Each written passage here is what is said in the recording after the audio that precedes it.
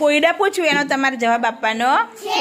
ચલો, એક ડાળ પર 2 ફૂલ. બરાબર સાંભળજો. હા, એક ડાળ પર 2 ફૂલ, બીજી ડાળ પર 3. બંનેને ભેગા કરો તો કહો કેટલા થાય? કેટલા થાય? 5. એક ડાળ ઉપર કેટલા ફૂલ હતા?